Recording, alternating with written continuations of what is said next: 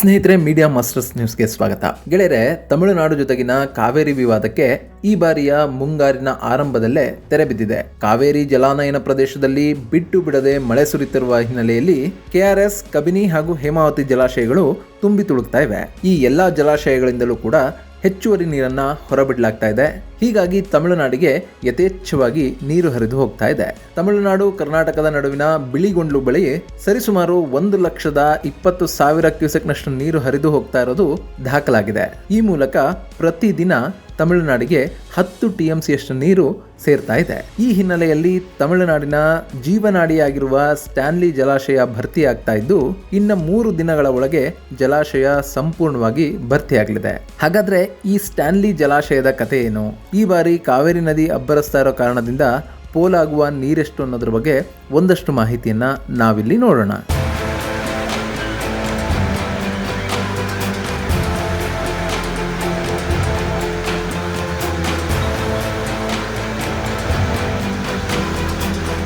ಗೆಳೆಯರೆ, ಕೆಆರ್ಎಸ್ ಭರ್ತಿಯಾಗಿದೆ. ಕನ್ನಂಬಾಡಿ ಕಟ್ಟೆಗೆ 1,00,000 ಕ್ಯೂಸೆಕ್ಗೂ ಅಧಿಕ ಪ್ರಮಾಣದ ನೀರು ಹರಿದು ಬರ್ತಾ ಇದೆ. ಹೇಮಾವತಿ ಜಲಾಶಯದಿಂದ 1,00,000 ಕ್ಯೂಸೆಕ್ ನೀರನ್ನ ಹರಿಬಿಟ್ಟಿರುವ ಹಿನ್ನೆಲೆಯಲ್ಲಿ ಕೊಡಗು ಹಾಗೂ ಇನ್ನಿತರೆ ಕಾವೇರಿ ಜಲಾನಯನ ಪ್ರದೇಶದಲ್ಲಿ ಬೀಳ್ತಾ ಇರೋ ಮಳೆಯ ಕಾರಣದಿಂದ ಕನ್ನಂಬಾಡಿ ಕಟ್ಟೆಗೆ ಹೆಚ್ಚಿನ ಪ್ರಮಾಣದಲ್ಲಿ ನೀರು ಹರಿದು ಬರ್ತಾ ಇದೆ. ಈಗಾಗಲೇ ಗರಿಷ್ಠ ಮಟ್ಟವನ್ನು ತಲುಪಿರುವ ಕೆಆರ್ಎಸ್ ನಿಂದ ಅಷ್ಟು ಪ್ರಮಾಣದ ನೀರನ್ನ ಹೊರಬಿಡಲಾಗ್ತಾ ಇದೆ. ಈ ಹಿನ್ನೆಲೆಯಲ್ಲಿ ಕಾವೇರಿ ನದಿ ತಟದಲ್ಲಿ ಪ್ರವಾಹ ಪರಿಸ್ಥಿತಿ ಸೃಷ್ಟಿಯಾಗಿದೆ. ಸಾಕಷ್ಟು ದೇವಾಲಯಗಳಿಗೆ ಜಲ ದಿಗ್ಬಂಧನ ಆಗಿದೆ. ಪ್ರಮುಖ ಸೇತುವೆಗಳು ಜಲಾವೃತವಾಗಿವೆ. ಗಗನಚುಕ್ಕಿ ಭರಚುಕ್ಕಿಯಲ್ಲಿ ಕಾವೇರಿ ಧುಮ್ಮಿಕ್ಕಿ ಹರಿತಾ ಇದ್ದಾಳೆ. ಅದನ್ನು ನೋಡೋದಕ್ಕೆ 2 ಕಣ್ಗಳು ಕೂಡ ಸಾಲ್ತಾ ಇಲ್ಲ.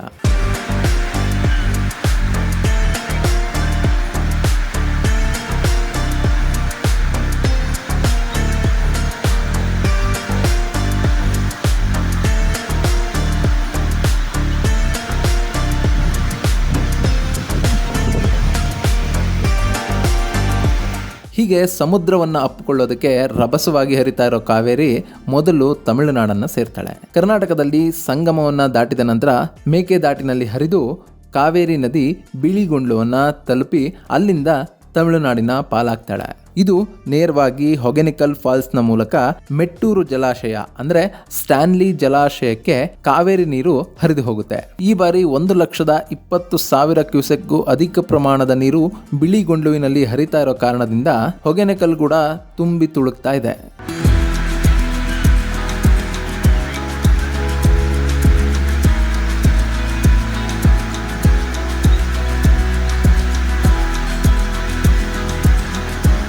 ಹೀಗೆ ಭಾರಿ ಪ್ರಮಾಣದಲ್ಲಿ ನೀರು ಹರಿದು ಬರ್ತಾ ಇರೋ ಕಾರಣದಿಂದ ಕಳೆಗೊಂದಿದ್ದ ಮೆಟ್ಟೂರು ಜಲಾಶಯ ಈಗ ಮತ್ತೆ ಕಳೆಗಟ್ಟಿದೆ.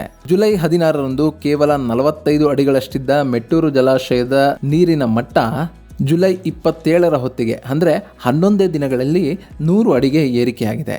ಈ ಮೂಲಕ ಮೆಟ್ಟೂರು ಜಲಾಶಯ ಕೂಡ ತುಂಬುವ ಹಂತಕ್ಕೆ ಬಂದಿದೆ. ಗೆಳೆಯರೆ, ಸದ್ಯಕ್ಕೆ ಹರಿತಾ ಇರುವ ನೀರಿನ ಪ್ರಮಾಣವನ್ನು ನೋಡಿದ್ರೆ ಪ್ರತಿದಿನ ಮೆಟ್ಟೂರು ಜಲಾಶಯಕ್ಕೆ 10 TMCಯಷ್ಟು ನೀರು ಬಂದು ಸೇರ್ತಾ ಇದೆ.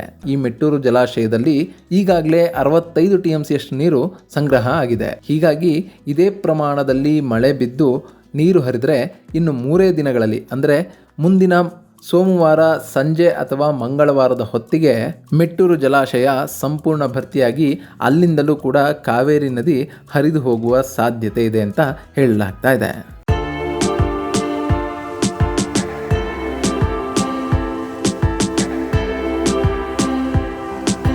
ಗೆಳೆಯರೆ, ಕರ್ನಾಟಕಕ್ಕೆ ಹೇಗೆ ಕೆಆರ್ಎಸ್ ಅಣೆಕಟ್ಟು ಅತ್ಯಂತ ಮುಖ್ಯ ಅಂತ ಅನ್ನಿಸ್ಕೊಳ್ಳುತ್ತೋ ಹಾಗೇನೆ ತಮಿಳುನಾಡಿಗೆ ಈ ಮೆಟ್ಟೂರು ಜಲಾಶಯ ಜೀವನಾಡಿ ಅಂತ ಕರೆಸ್ಕೊಳ್ಳುತ್ತೆ. ಇಲ್ಲಿ ಗಮನಿಸಿ ನೋಡಬೇಕಾದ ಅಂಶ ಅಂತಂದರೆ, ಕರ್ನಾಟಕದಲ್ಲಿ ಕೆಆರ್ಎಸ್ ಡ್ಯಾಮ್ನ ಕಟ್ಟಿದ ನಂತರ ಮೆಟ್ಟೂರಿನಲ್ಲಿ ಈ ಸ್ಟ್ಯಾನ್ಲಿ ಜಲಾಶಯವನ್ನು ಅಂದಿನ ಮದ್ರಾಸ್ ಸರ್ಕಾರ ಕಟ್ಟಿತ್ತು. 1934ರಲ್ಲಿ ಬ್ರಿಟಿಷರು ಈ ಜಲಾಶಯವನ್ನು ನಿರ್ಮಾಣ ಮಾಡಿದ್ರು. ಅವತ್ತಿಗೆ ಇದು ವಿಶ್ವದ ಅತಿ ದೊಡ್ಡ ಜಲಾಶಯ ಅನ್ನೋ ಕೀರ್ತಿಗೂ ಕೂಡ ಪಾತ್ರ ಆಗಿತ್ತು. ಯಾಕೆಂದ್ರೆ ಈ ಜಲಾಶಯದಲ್ಲಿ 93.47 TMCಯಷ್ಟು ನೀರನ್ನ ಸಂಗ್ರಹಿಸಬಹುದಾಗಿತ್ತು. ಐರ್ಲೆಂಡ್ನ ಇಂಜಿನಿಯರ್ ವಿನ್ಸೆಂಟ್ ಹಾರ್ಟ್ ನೇತೃತ್ವದಲ್ಲಿ ಈ ಜಲಾಶಯವನ್ನು ನಿರ್ಮಿಸಲಾಗಿದೆ. 214 ಅಡಿ ಎತ್ತರವನ್ನು ಹೊಂದಿರುವ ಈ ಜಲಾಶಯ 5,600 ಅಡಿ ಉದ್ದ ಇದೆ. ಜಲಾಶಯದಲ್ಲಿ ಗರಿಷ್ಠ 120 ಅಡಿಗಳವರೆಗೂ ನೀರನ್ನು ಸಂಗ್ರಹಿಸಬಹುದಾಗಿದೆ. ಈ ಜಲಾಶಯದಿಂದ ತಮಿಳುನಾಡಿನ 10 ಜಿಲ್ಲೆಗಳ ರೈತರಿಗೆ ಅನುಕೂಲ ಆಗುತ್ತೆ. ಅಲ್ಲದೆ ಸಾಕಷ್ಟು ನಗರಗಳಿಗೆ ಕುಡಿಯುವ ನೀರನ್ನು ಒದಗಿಸುವ ಜವಾಬ್ದಾರಿ ಕೂಡ ಮೆಟ್ಟೂರು ಜಲಾಶಯದ ಮೇಲಿದೆ. ಇನ್ನು ಕರೂರು, ತಿರುಚಿರಾಪಳ್ಳಿ, ತಂಜಾವೂರಿನ ರೈತರು ಇದೇ ಮೆಟ್ಟೂರು ಜಲಾಶಯದ ನೀರನ್ನು ಅವಲಂಬಿಸಿದ್ದಾರೆ. ಹೀಗಾಗಿನೇ ಪ್ರತಿ ವರ್ಷವೂ ಕೂಡ ಕಾವೇರಿ ನದಿ ನೀರು ವಿವಾದ ಸೃಷ್ಟಿಯಾಗ್ತಾ ಇರೋದು. ಇಲ್ಲಿ ತಮಿಳುನಾಡಿನ ರೈತರು ಪ್ರತಿ ವರ್ಷ 2 ಬೆಳೆಗಳನ್ನು ಬೆಳೀತಾರೆ. ತಮಿಳುನಾಡಿನ ರೈತರು ಸಾಂಬಾ ಹಾಗೂ ಕುರುವೈ ಬೆಳೆಗಳನ್ನು ಬೆಳೀತಾರೆ. ಈ 2 ಬೆಳೆಗಳಿಗೂ ಕೂಡ ಅತಿ ಹೆಚ್ಚು ನೀರಿನ ಅವಶ್ಯಕತೆ ಇರುತ್ತೆ. ಯಾಕೆಂದರೆ ಈ 2 ಬೆಳೆಗಳು ಕೂಡ ಭತ್ತದ ಬೆಳೆ ಆಗಿರುತ್ತೆ. ಸಾಮಾನ್ಯವಾಗಿ ಕರ್ನಾಟಕದಲ್ಲಿ ಮಳೆ ಸರಿಯಾಗಿ ಬೀಳದ ಸಂದರ್ಭದಲ್ಲಿ ಒಂದು ಬೆಳೆಯನ್ನು ತಮಿಳುನಾಡಿನ ರೈತರು ಸ್ಕಿಪ್ ಮಾಡಬಹುದು. ಆದರೆ ತಮಿಳುನಾಡು ಈವರೆಗೂ ಕೂಡ ಅಂತಹ ಔದಾರ್ಯವನ್ನು ತೋರಿಲ್ಲ. ಹೀಗಾಗಿನೇ 2 ಬೆಳೆಗಳಿಗೂ ಕೂಡ ನೀರನ್ನು ಹರಿಸುವ ನಿಟ್ಟಿನಲ್ಲಿ ತಮಿಳುನಾಡು ಸರ್ಕಾರ ಕಾವೇರಿ ನೀರಿನ ಮೇಲೆ ಅವಲಂಬಿತ ಆಗಿದೆ.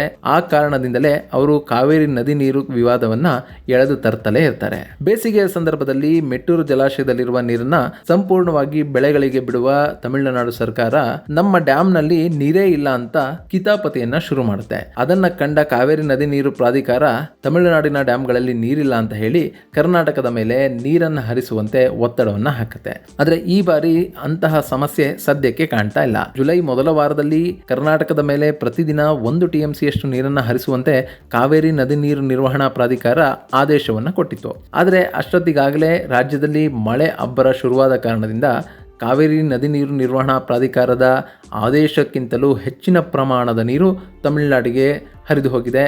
ಈಗಾಗಲೇ ತಮಿಳುನಾಡಿನ ಪ್ರಮುಖ ಜಲಾಶಯ ಭರ್ತಿಯಾಗ್ತಾ ಇದೆ. ಈ ಹಿನ್ನೆಲೆಯಲ್ಲಿ ಈ ಬಾರಿ ಕರ್ನಾಟಕ ಹಾಗೂ ತಮಿಳುನಾಡಿನ ನಡುವಿನ ಕಾವೇರಿ ವಿವಾದ ಮುಕ್ತಾಯಗೊಂಡಂತೆ ಕಾಣ್ತಾ ಇದೆ. ಅಷ್ಟೇ ಅಲ್ಲದೆ ಇನ್ನು 10 ದಿನಗಳ ಕಾಲ ಇದೇ ಪ್ರಮಾಣದಲ್ಲಿ ನೀರು ಹರಿದು ಹೋದರೆ ಈ ವರ್ಷ ಪೂರ್ತಿ ಅಂದರೆ ಮುಂದಿನ ಮೇವರೆಗೂ ರಾಜ್ಯದಿಂದ ತಮಿಳುನಾಡಿಗೆ ಹರಿದು ಹೋಗಬೇಕಾಗಿರುವ ಸಂಪೂರ್ಣ ನೀರು ಹರಿದು ಹೋದಂತಾಗುತ್ತೆ. ಅಲ್ಲಿಗೆ ರಾಜ್ಯದ ಡ್ಯಾಮ್ಗಳ ಮೇಲಿರುವ ಒತ್ತಡ ಕಡಿಮೆ ಆಗುತ್ತೆ. ಅಟ್ಲೀಸ್ಟ್ ಈ ಬಾರಿಯಾದರೂ ರಾಜ್ಯ ಸರ್ಕಾರ ರಾಜ್ಯದಲ್ಲಿನ ಪ್ರಮುಖ ಕೆರೆಗಳನ್ನು ತುಂಬಿಸುವಂತಹ ಕೆಲಸವನ್ನು ಮಾಡಬೇಕು. ಏಕೆಂದರೆ ಮಳೆ ಹೆಚ್ಚಾಗಿರೋ ಕಾರಣದಿಂದ ತಮಿಳುನಾಡಿಗೆ ಆಗಸ್ಟ್ನಲ್ಲೇ ಸಂಪೂರ್ಣವಾಗಿ ನೀರು ಹರಿದು ಹೋಗುತ್ತೆ. ಇನ್ನುಳಿದ ನೀರು ನಮ್ಮದೇ ಕೆರೆಗಳಿಗೆ ಬರುವಂತೆ ರಾಜ್ಯ ಸರ್ಕಾರ ಕಾರ್ಯವನ್ನು ನಿರ್ವಹಿಸಬೇಕಾಗಿದೆ. ಹೀಗಾದಲ್ಲಿ ಮಾತ್ರ ನೀರಿನ ಸದುಪಯೋಗ ಆಗುತ್ತೆ. ಇಲ್ಲ ಅಂತ ಅಂದರೆ ಸಂಪೂರ್ಣವಾಗಿ ನೀರು ತಮಿಳುನಾಡಿಗೆ ಹರಿದೋಗುತ್ತೆ. ಹಾಗೆಯೇ ತಮಿಳುನಾಡಿನಲ್ಲಿ ಮೆಟ್ಟೂರನ್ನು ಬಿಟ್ಟು ಕಾವೇರಿ ನದಿ ಪಾತ್ರದಲ್ಲಿ ಬೇರೆನ್ಯಾವುದೇ ದೊಡ್ಡ ಜಲಾಶಯಗಳು ಇಲ್ಲದ ಕಾರಣ ಈ ಸಲ ಭಾರಿ ಪ್ರಮಾಣದಲ್ಲಿ ಕಾವೇರಿ ನೀರು ಸಮುದ್ರವನ್ನು ಸೇರುತ್ತೆ.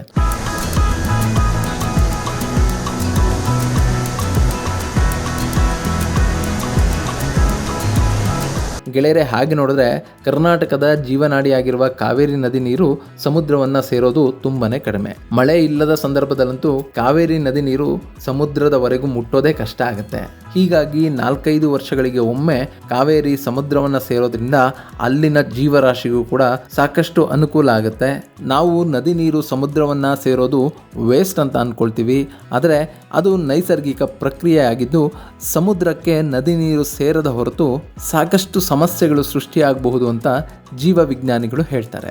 ಹೀಗಾಗಿನೇ ಈ ಬಾರಿ ಕಾವೇರಿ ನದಿ ಸಮುದ್ರವನ್ನು ಸೇರಲಿ, ಅಲ್ಲಿನ ಜೀವರಾಶಿಗೂ ಕೂಡ ನೆರವಾಗಲಿ ಅಂತ ಆಶಿಸೋಣ. ಇದು ಗೆಳೆಯರೆ ತಮಿಳುನಾಡು ಹಾಗೂ ಕರ್ನಾಟಕದ ನಡುವಿನ ಕಾವೇರಿ ವಿವಾದ ಮುಗಿದಿರುವ ಬಗ್ಗೆ ಒಂದಷ್ಟು ಮಾಹಿತಿ. ಮುಂದಿನ ವಿಡಿಯೋದಲ್ಲಿ ಮತ್ತೊಂದು ವಿಶೇಷವನ್ನು ನಿಮ್ಮ ಮುಂದಿಡ್ತೀನಿ. ಅಲ್ಲಿವರೆಗೂ ನಮಸ್ಕಾರ.